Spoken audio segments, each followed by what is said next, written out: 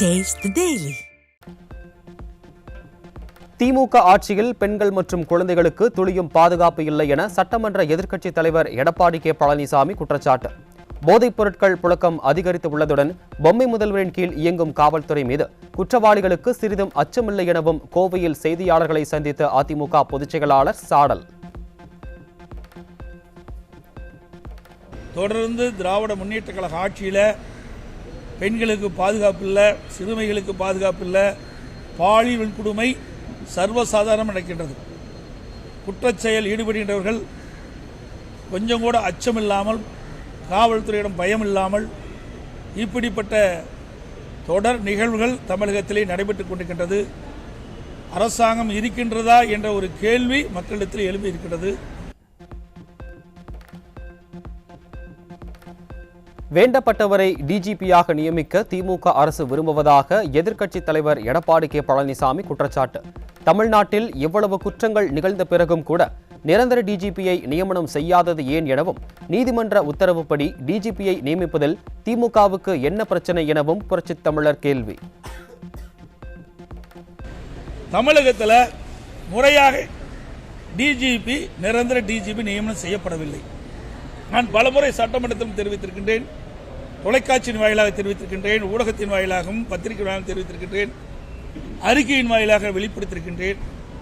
ஆக இந்த அரசு தங்களுக்கு வேண்டப்பட்டவர் ஒருவர் டிஜிபியாக வர வேண்டும் என்ற அடிப்படையில் தான் அவர்கள் இதுவரை நிரந்தர டிஜிபி நியமிக்கப்படவில்லை. தமிழ்நாட்டில் இதுவரை 8 முறை வாக்காளர் பட்டியல் திருத்தப் பணிகள் நடைபெற்றுள்ளதாகவும், தகுதியானவர்கள் மட்டுமே வாக்காளர் பட்டியலில் இடம்பெற வேண்டும் என்பதற்காகவே எஸ்ஐஆர் மேற்கொள்ளப்படுவதாகவும் அதிமுக பொதுச் செயலாளர் விளக்கம். எஸ்ஐஆரை பார்த்து திமுக அலறுவதாகவும், தவறான தகவலை திமுக பரப்புவதாகவும் எதிர்க்கட்சித் தலைவர் சாடல். வாக்காளர் சிறப்பு தீவிர திருத்தம் இன்னைக்கு மேற்கொண்டிருக்கிறாங்க. தேர்தல் ஆணையம் அறிவிச்சிருக்குது, எஸ்ஐஆர் அறிவிச்சிருக்குது. சுமார் 21 ஆண்டு காலம் இந்த பணியை மேற்கொள்ளல. இதற்கு முன்பு 8 முறை இந்த சிறப்பு தீவிர திருத்த வாக்காளர் பட்டியல் பணி நடந்திருக்குது. முறைகேடாக இருக்கின்ற இந்த வாக்காளர்கள் எல்லாம் விடுவிக்கப்பட்டு தகுதியான வாக்காளர்களை வாக்காளர் பட்டியலில் இடம்பெற வேண்டும் என்ற அடிப்படையில் தான் எஸ்ஐஆர் பணி முக்கியம், எஸ்ஐஆர் முக்கியம். அதற்காக தேர்தல் ஆணையம் அறிவிச்சிருக்குது. அதை எதுக்குறாங்க திராவிட முன்னேற்ற கழகம். எஸ்ஐஆர் என்றாலே அலறாங்க, என்னன்னே தெரியல. சார் என்று அலறாங்க, இப்ப எஸ்ஐஆர் என்ற கேட்டாலும் பதறாங்க. கூட்டணி கட்சி சேர்ந்தவர்கள் அலறாங்க, என்னன்னே தெரியல. அரசியல் முதிர்ச்சி இல்லாமல் உதயநிதி பேசுவதாக அதிமுக பொதுச் செயலாளர் எடப்பாடி கே பழனிசாமி விமர்சனம். அதிமுக ஆட்சி மீது குறை சொல்ல முடியாத ஸ்டாலினும் உதயநிதியும் அதிமுக கூட்டணி குறித்து பேசுவதாகவும் புரட்சித் தமிழர் கருத்து. ஒரு அரசியல்வாதி முறையா அரசியல் சம்பந்தப்பட்ட பேசினா பரவாயில்ல, அதை விட்டுட்டு சம்மதமில்லாத பேசுறதுலாம் சிறுபிள்ளைத்தனம். நல்லா புரியுதுங்களா? ஒரு முதிர்ந்த அரசியல்வாதி மக்களுடைய பிரச்சனை என்ன இருக்குன்னு தான் பார்க்கணும். அதைத்தான் நாங்க பார்த்துட்டு இருக்கோம். அதிமுக அதைத்தான் பார்க்குது. 2026 அதிமுக ஆட்சி அமையும், அதிமுக தான் கூட்டணிக்கு தலைமை எனவும், அதிமுக முதலமைச்சர் வேட்பாளர் நான் தான் எனவும் அதிமுக பொதுச் செயலாளர் எடப்பாடி கே பழனிசாமி திட்டவட்டம். 4.5 ஆண்டுகளாக மக்களுக்கு எதுவும் செய்யாமல் அதிமுக கூட்டணி குறித்து அவதூறு பரப்பி வரும் திமுகவிற்கு புரட்சித் தமிழர் மீண்டும் பதிலடி. அனைத்து இந்திய அண்ணா திராவிட முன்னேற்ற கழகம் தான் எங்கள் கூட்டணிக்கு தலைமை தாங்கும். அனைத்து இந்திய அண்ணா திராவிட முன்னேற்ற கழகம் தான் ஆட்சி அமைக்கும். எங்களுடைய கூட்டணியுடைய முதல் வேட்பாளர் இபிஎஸ். தெளிவா உங்க கூட்டத்தில் வந்திருக்குது, எல்லா பத்திரிகைகளும் வந்துவிட்டது. ஆனா வேண்டுமென்றே திட்டமிட்டு ஏதாவது ஒரு காரணத்தை காட்டி தவறான செய்தி வெளியிட்டிருக்கிறீங்க. இது சரியல்ல. அதிமுக தான் ஆட்சி அமைக்கிட்டாங்க. அப்புறம் ஏன் ஸ்டாலின் போய் பாரதிய ஜனதாவை குறை சொல்லிட்டு இருக்காங்க? இங்க ஆட்சி அமைக்கிறது எங்க கூட்டணியில் அதிமுக. முதலமைச்சர் வேட்பாளர் அதிமுக கட்சி சேர்ந்தவங்க. அப்படிங்கிற எங்களை பத்தி விமர்சனம் செய்ய முடியாது. இருந்தா தானே செய்யறதுக்கு. அவ்வளவு இந்த 4.5 ஆண்டு காலத்தில் திராவிட முன்னேற்ற கழக ஆட்சியில் மக்களுடைய பிரச்சனை தீர்க்கல. மக்கள் கொதிச்சு போயிருக்கிறாங்க. விவசாயிகளாகட்டும், வியாபாரிகளாகட்டும், தொழிலாளர்களாகட்டும், அரசு ஊழியர்களாகட்டும் யாருக்காவது நன்மை செஞ்சிருக்கீங்களா? ஒண்ணுமே கிடையாது. கோவையில் பல மக்கள் நலத்திட்ட பணிகளை கொண்டு வந்தது அதிமுக தான் என முன்னாள் முதலமைச்சர் எடப்பாடி கே பழனிசாமி பேச்சு. நிதியை ஒதுக்காமலேயே ஸ்டாலின் பல திட்டங்களுக்கு அடிக்கல் நாட்டுவதாக எதிர்க்கட்சித் தலைவர் விமர்சனம். கோவை மாநகரத்தில் பல பாலங்கள் அடிக்கல் நாட்டப்பட்டு நிறைவேற்றப்பட்டது. அதிமுக ஆட்சியில் சில பாலங்கள் பணி முடியாது இருந்தது.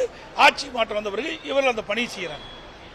எங்க ஆட்சியை தொடர்ந்தா நாங்கள் அந்த பணியை விரைவாக நிறைவேற்றி திறந்திருப்போம், பாலத்தை திறந்திருப்போம்.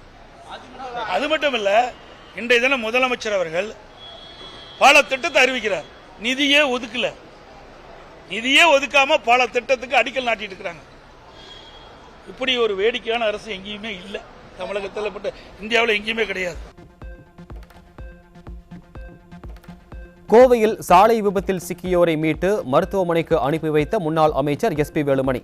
விபத்தில் ஒருவர் உயிரிழந்த நிலையில் படுகாயம் அடைந்த மற்றொருவருக்கு முறையாக சிகிச்சை அளிக்கவும் வலியுறுத்தல்.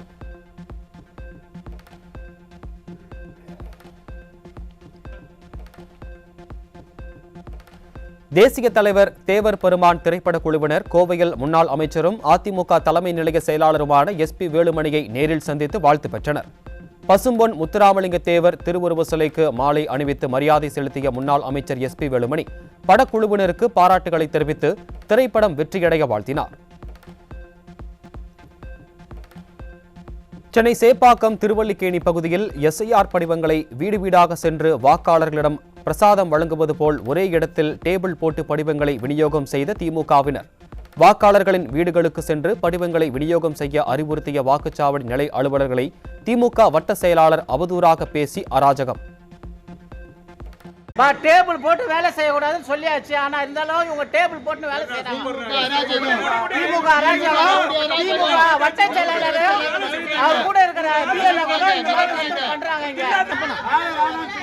நான் டேபிள்ல போட முடியாது, டேபிள்ல போட முடியாது, டேபிள்ல யாரும் போடக்கூடாது, டேபிள் யாரும் போடக்கூடாது. சென்னை ராமாபுரத்தில் அதிகார போட்டியில் திமுகவை சேர்ந்த இரு தரப்பினர் ஒருவரை ஒருவர் தாக்கிக் கொண்டதோடு காவல்துறையினர் முன்னிலையிலேயே கார் கண்ணாடியை உடைத்தும் அட்டகாசம். அதிகரித்து வரும் கோஷ்டி பூசல் காரணமாக அறிவாலயமே அதிர்ச்சியில் உள்ள நிலையில் இரண்டாம் முறை ஆட்சி அமைத்து விடுவோம் என திமுகவினர் பகல் கனவு காண்பது வேடிக்கையாக உள்ளதாக பொதுமக்கள் விமர்சனம். 155வது வட்டத்தில் திமுகவில் உட்கட்சி பூசல்கள் நிறையா இருக்கு. எங்களுடைய வட்டத்தில் மட்டும் பார்த்தீங்க அப்படின்னா எங்களுடைய கட்சியை சார்ந்தவங்களே எங்க கட்சி வேலைகளை நடக்க விடாம அடக்குமுறை பண்ணிக்கிட்டே இருக்காங்க. இது எப்ப நிற்கும் அப்படின்றது எங்களுக்கு தெரியல. காவல் அதிகாரிகள் முன்னிலையிலேயே அதே எங்களுடைய கட்சிகளை சார்ந்தவங்களே இவங்களை திரும்பவும் தாக்கி இந்த காரோட கண்ணாடிலாம் அடித்து உடைத்துள்ளார்கள். சென்னையில் SIR பணிக்காக ஊழியர்கள் மாற்றப்பட்டதால் தெரு சுத்தம், கொசு ஒழிப்பு உள்ளிட்ட அடிப்படை சேவைகள் கடுமையாக பாதிப்பால் பொதுமக்கள் அவதி. புதிய குடியிருப்பாளர்களுக்கு வாக்காளர் பட்டியல் படிவங்கள் கூட வழங்கப்படவில்லை எனவும் மக்கள் குற்றச்சாட்டு.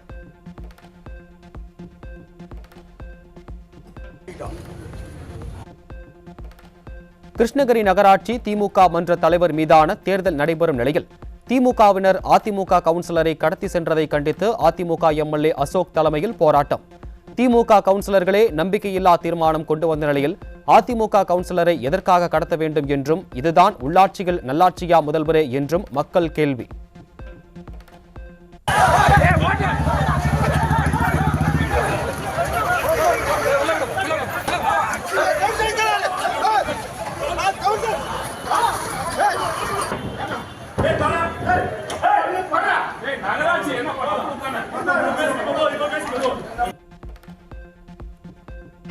மழை நிலவரம், தங்க விலை நிலவரம் போல் கொலை நிலவரத்தை எடுத்து பாலியல் வன்முறை நிலவரம். இன்றைய பாலியல் வன்முறை நிலவரம்.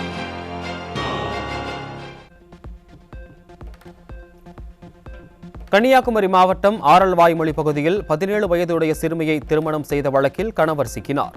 பள்ளி செல்லும் குழந்தைகளுக்கு கூட பாதுகாப்பு இல்லாத மாநிலமாக தமிழகம் மாறியதற்கு தார்மீக பொறுப்பேற்று பொம்மை முதலமைச்சர் மற்றும் சமூக நலத்துறை அமைச்சர் பதவி விலக வேண்டும் என பொதுமக்கள் காட்டம்.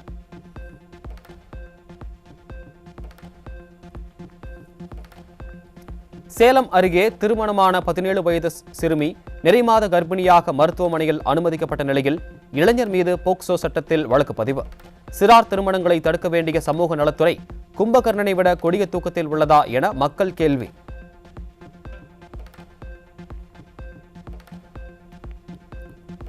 கன்னியாகுமரி மாவட்டம் நாகர்கோவில் அடுத்த மேலராமன்புதூர் பகுதியில் சிறுமிகளை தவறான கண்ணோட்டத்தில் செல்போனில் புகைப்படம் எடுத்த 50 வயதான கட்டிடத் தொழிலாளியை பிடித்து தர்ம அடி கொடுத்த பொதுமக்கள். சிறுமிகள் மீதான அத்துமீறல்களை விடியா திமுக அரசு கண்டுகொள்ளாததே இதுபோன்ற காமுகர்கள் அதிகரிக்க காரணம் என மக்கள் குற்றச்சாட்டு. மழை நிலவரம், காய்கறி விலை நிலவரம் போல் திராவிட மாடல் ஆட்சியில் கொலை நிலவரத்தை அடுத்து இன்றைய போதைப் பொருள் விற்பனை நிலவரம். சென்னை ஆவடி பகுதியில் 2025 மட்டும் 2380 கிலோ கஞ்சா பறிமுதல் செய்யப்பட்டுள்ள நிலையில் 603 கிலோ கஞ்சா உட்பட 60 லட்சம் ரூபாய் மதிப்புடைய போதைப் பொருட்கள் எரித்து அளிக்கப்பட்டதாக கூறும் காவல்துறை. எரிப்பு விளம்பரங்கள் தொடர்ந்தாலும் போதைப் பொருட்கள் வரத்துக்களையும் விற்பனையையும் தடுக்க திராணியற்ற அரசாகவே திமுக அரசு இருப்பதாக மக்கள் விமர்சனம்.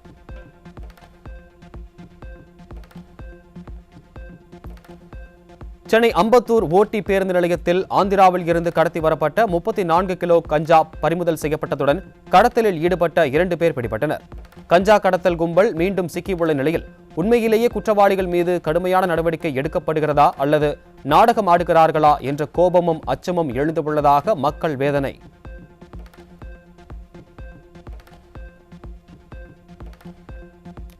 சென்னையில் கிலோ கணக்கில் மெத்தப்பட்டமைன் உள்ளிட்ட கொடிய போதைப் பொருட்களுடன் சிக்கியுள்ள 4வரில் ஒருவர் ஏற்கனவே NCPயால் 2 கிலோ ஹஷீஷ் எண்ணெய் கடத்தியதற்காக பிடிபட்ட தொடர் குற்றவாளி என்ற தகவலால் அதிர்ச்சி.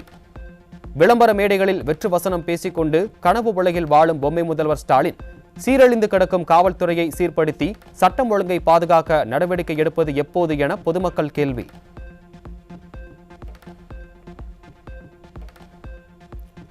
சென்னை செம்மஞ்சேரியில் சரித்திர பதிவேடு குற்றவாளியிடம் இருந்து 3 கிலோ கஞ்சா சிக்கியது. குற்றவாளிகளை கண்காணிக்க திறனற்ற ஸ்டாலின் அரசின் ஏவல் துறையால் போதைப் பொருட்கள் நடமாட்டம், பெண்கள் வன்கொடுமை உள்ளிட்ட சட்ட ஒழுங்கு பிரச்சினைகள் சர்வசாதாரணமாக அரங்கேறுவதாக பொதுமக்கள் சாடல்.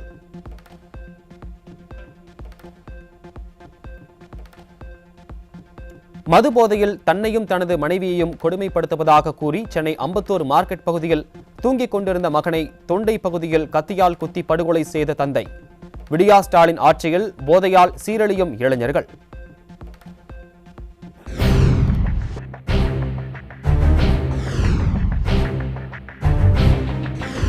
மழை நிலவரம், தங்க விலை நிலவரம் போல் கொலை நிலவரம்.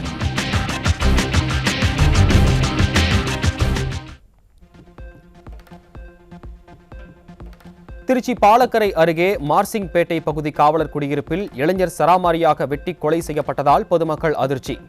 திருச்சியில் முதலமைச்சரின் நிகழ்ச்சி நடைபெற்றுக் கொண்டிருந்த போதே கொலை சம்பவம் அரங்கேறிய நிலையில் இதுதான் சட்டம் ஒழுங்கை பாதுகாக்கின்ற லட்சணமா முதல்வரே என்று மக்கள் கேள்வி.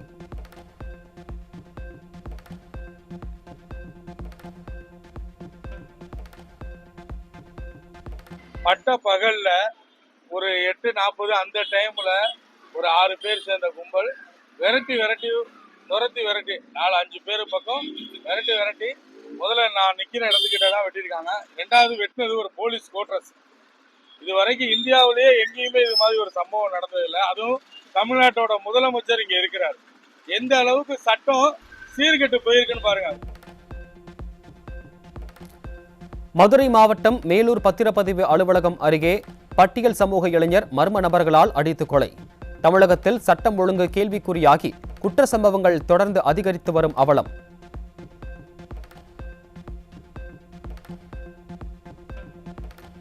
அரியலூர் மாவட்டம் ஜெயங்கொண்டாம் அருகே பள்ளூர் அரசு மேல்நிலைப்பள்ளி வளாகத்தில் உடலில் இரத்த காயங்களுடன் இளைஞரின் சடலம் கண்டெடுக்கப்பட்ட சம்பவத்தால் அதிர்ச்சி. விடியா ஆட்சியில் காவல்துறை செயலற்ற நிலையில் உள்ளதால் நாளுக்கு நாள் மர்மமான முறையில் கொலைகள் அதிகரித்து சட்டம் ஒழுங்கு சந்தி சிரிக்கும் அவலம்.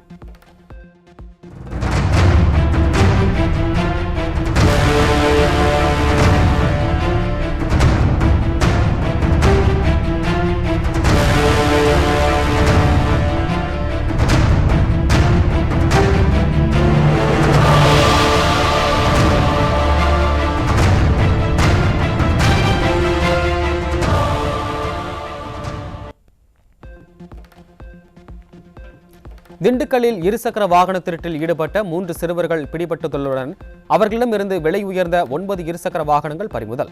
ஸ்டாலின் ஆட்சியில் பள்ளிக்கல்வித்துறை சிறுவர்களுக்கு நீதி போதனை வகுப்போ ஒழுக்க வழிகாட்டலோ கற்பிக்காததால் மாணவர்கள் சிறு வயதிலேயே குற்றவாளிகளாக மாறும் அவலம்.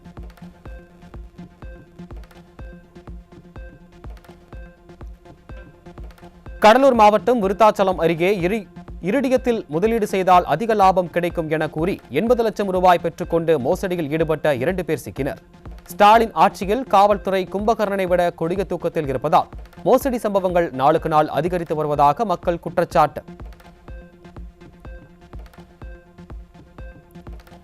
தாவூத் இப்ராஹிமின் டி கம்பெனி எஞ்சிய கடல் புலிகள் அமைப்புடன் கூட்டு வைத்து தென்னிந்திய கடலோரம் வழியாக போதைப் பொருட்களை கடத்தல் விரிவுபடுத்த திட்டமிட்டுள்ளதாக மத்திய புலனாய்வு அமைப்புகள் அதிர்ச்சி தகவல். தமிழ்நாடு, கேரளா, இலங்கைக்கு உயர்மட்ட எச்சரிக்கை பிறப்பிக்கப்பட்டு NIA தீவிர கண்காணிப்பில் ஈடுபட்டு உள்ளதுடன் கடலோர ரோந்து பணியும் அதிகரிப்பு.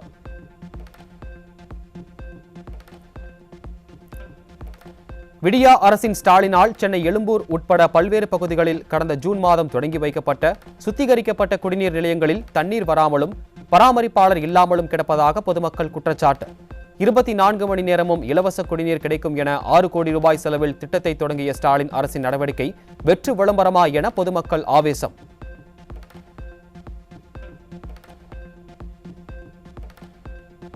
போடி உட்பட தேனி மாவட்ட அரசு மருத்துவமனைகளில் குளிர்பதன பெட்டி இல்லாததால் தனியாரிடம் வாடகைக்கு வாங்கி இறந்தவர்களின் உடல்களை பாதுகாக்கும் நிலை. பொதுமக்களின் சிரமங்களை தவிர்க்க விடியா அரசின் சுகாதாரத்துறை அமைச்சர் மாசு உடனடி நடவடிக்கை எடுக்க வேண்டும் என்று பொதுமக்கள் கோரிக்கை.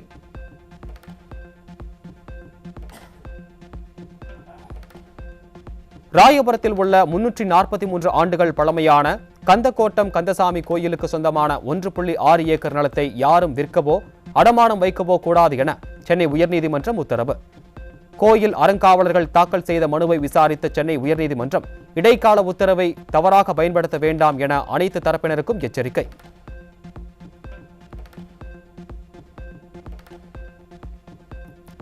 நீலகிரியில் ஆபத்தான மலை சரிவுகளில் அனுமதியின்றி எழுப்பப்பட்ட கட்டிடங்களை முடக்கியது குன்னூர் நகராட்சி நிர்வாகம். சிகப்பு மண்டலம் என வகைப்படுத்தப்பட்ட பகுதிகளில் கட்டுமானம் தடை செய்யப்பட்டுள்ள நிலையில் சில தனியார் நில உரிமையாளர்கள் விதிமுறைகளை மீறியதால் நடவடிக்கை.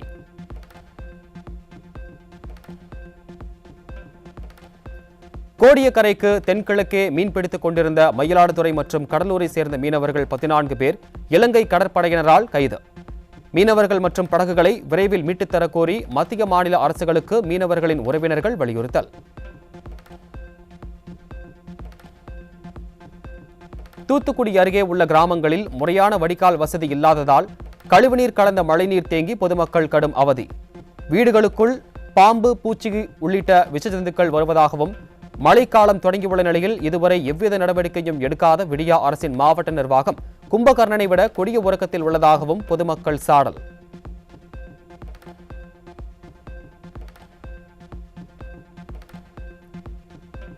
திருப்பத்தூர் மாவட்டம் வாணியம்பாடி அருகே மின்சாரம் தாக்கியதில் உடல் கருகி படுகாயம் அடைந்த நபர் சிகிச்சை பலனின்றி உயிரிழந்த சோகம். உயிருக்கு ஆபத்தை ஏற்படுத்தும் வகையில் செல்லும் மின் கம்பிகள் குறித்து கண்டுகொள்ளாமல் அலட்சிய போக்கில் இருக்கும் விடியா அரசின் மின் வாரியத்திற்கு பொதுமக்கள் கடும் கண்டனம்.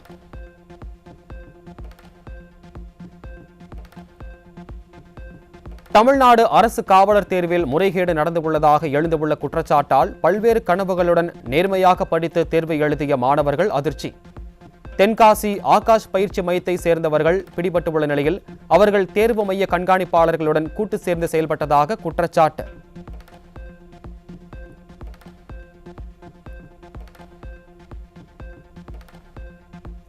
சென்னையில் வாக்காளர் பட்டியல் சிறப்பு தீவிர திருத்த பணிக்கான விண்ணப்பத்தை பூர்த்தி செய்ய 10 ரூபாய் வசூலிக்கப்படுவதாக பொதுமக்கள் குற்றச்சாட்டு. SIR பணிகளை மேற்கொள்ளும் விடியா அரசின் அதிகாரிகள் அரசியல் கட்சியினரிடம் விண்ணப்ப படிவத்தை வழங்குவதன் மூலம் வசூல் நடைபெறுவதாக விமர்சனம். கேரளா, கர்நாடகா மற்றும் ஆந்திரா மாநிலங்களுக்கு பேருந்துகளை சீராக இயக்க அண்டை மாநிலங்களில் சாலை வரியில் விலக்கு அளிக்க ஸ்டாலின் அரசு நடவடிக்கை எடுக்க வேண்டும் என ஆம்னி பேருந்து உரிமையாளர்கள் கோரிக்கை. இன்று மாலை 5 மணி முதல் தமிழ்நாடு, கேரளா, கர்நாடகா மற்றும் புதுச்சேரி மாநிலங்கள் இடையே பேருந்துகளை இயக்க மாட்டோம் என ஆம்னி பேருந்துகளின் 7 சங்கங்கள் கூட்டாக அறிவிப்பு.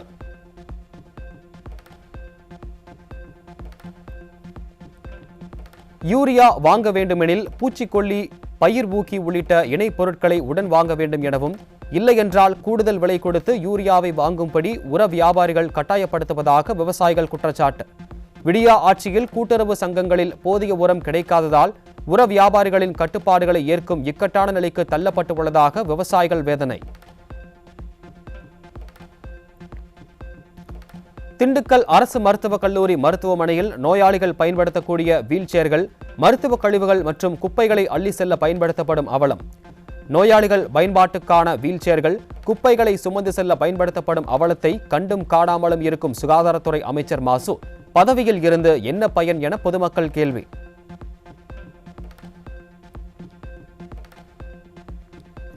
சென்னை ராயப்பேட்டையில் குடிநீரில் கழிவுநீர் கலந்து வருவதால் பலருக்கும் நோய் தொற்று ஏற்பட்டிருப்பதாக பாதிக்கப்பட்ட மக்கள் குற்றச்சாட்டு.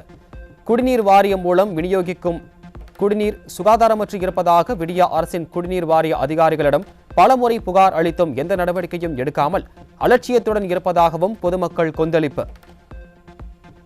செம்மண் கலரில் வருது, காவா தண்ணி கலந்து வருது.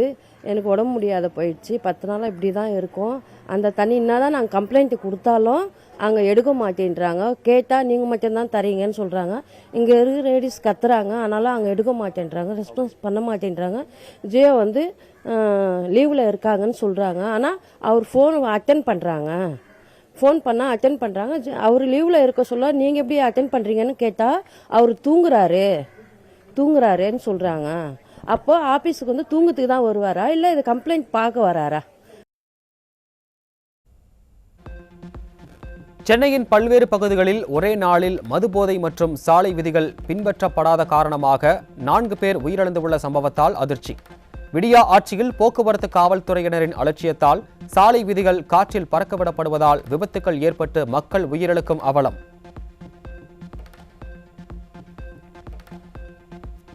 சென்னையில் ஆபரண தங்கத்தின் விலை சவரனுக்கு 880 ரூபாய் அதிகரித்து ஒரு சவரன் 91,280 ரூபாய்க்கு விற்பனை. தங்கம் கிராமுக்கு 110 ரூபாய் அதிகரித்து ஒரு கிராம் 11,410 ரூபாய்க்கு விற்பனை.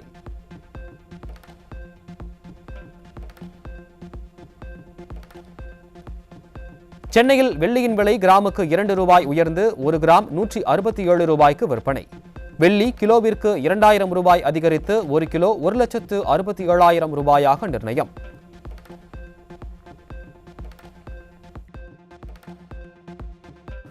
கடலூர் மாவட்டம் காட்டுமன்னார் கோவில் பேரூராட்சிக்குட்பட்ட குடியிருப்பு பகுதியில் சிலர் சட்டவிரோதமாக கழிவுநீரை மழைநீர் வடிகால்வாயில் விடுவதால் நோய் தொற்று ஏற்படும் அபாயம்.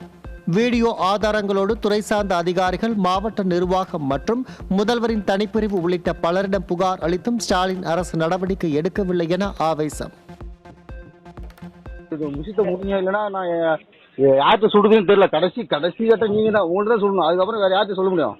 எல்லாத்துக்கும் தலைமை நீங்க தான். தலைமையிட்டே சொல்லியாச்சு, நீங்களே ஸ்டெப் எடுக்கலாம். அப்புறம் நாங்க வேற யார்கிட்ட ஸ்டெப் எடுக்குது, யார்கிட்ட சொல்றதுன்னு தெரியல எங்களுக்கு. அதுக்கப்புறம் ஓகே, சரிங்க சார், வெயிட் பண்ணுங்க, நடவடிக்கை எடுப்பாங்க. சரிங்களா? இல்ல வந்து ஃபர்ஸ்ட் மேடம் வந்து பார்க்கவே சொல்லுங்க. வந்து அந்த இடத்த கூட வந்து பார்க்க மாட்டாங்க, ஒரு ஆய்வு பண்றாங்க. முல்லை பெரியாறு அணையின் பாதுகாப்பு மற்றும் பராமரிப்பு பணிகளை ஆய்வு செய்ய சுப்ரீம் கோர்ட் உத்தரவுப்படி அமைக்கப்பட்ட 7 உறுப்பினர்கள் கொண்ட மேற்பார்வை குழு ஆய்வு. வடகிழக்கு பருவமழை காலத்தில் தேவையான பணிகள் குறித்து குழுவினர் தேக்கடியில் இருந்து படகு மூலம் அணைக்கு சென்று ஆய்வு நடத்துகின்றனர்.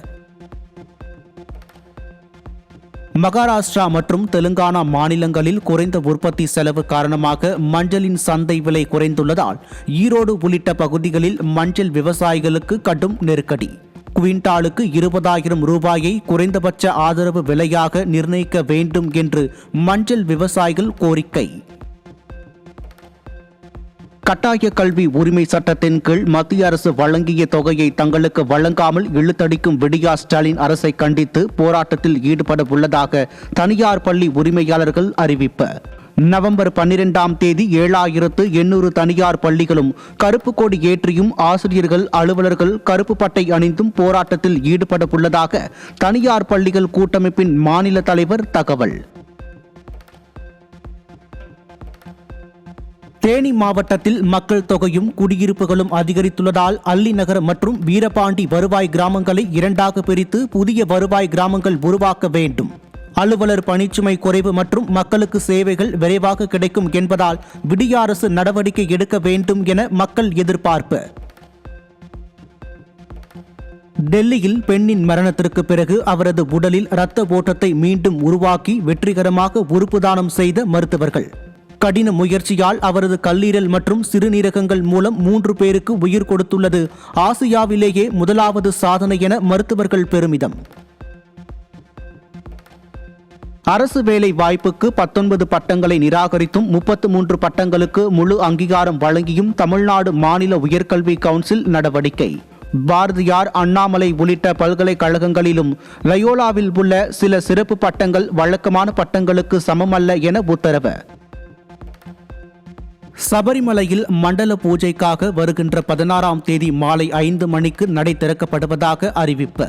சபரிமலைக்கு வரும் பக்தர்கள் ஆன்லைனில் முன்பதிவு செய்துவிட்டு வருமாறு கேரள காவல்துறை வேண்டுகோள். தமிழகத்தில் இன்று இரவு முதல் மீண்டும் மழை தொடங்கும் என வானிலை ஆய்வு மையம் அறிவிப்பு. இலங்கையை ஒட்டி தென்மேற்கு வங்கக்கடலில் உருவாகும் காற்றழுத்த தாழ்வு நிலை தாழ்வு பகுதியாக வலுப்பெற்று 16ஆம் தேதியில் இருந்து வடகிழக்கு பருவமழை தீவிரமடையும் எனவும் தகவல்.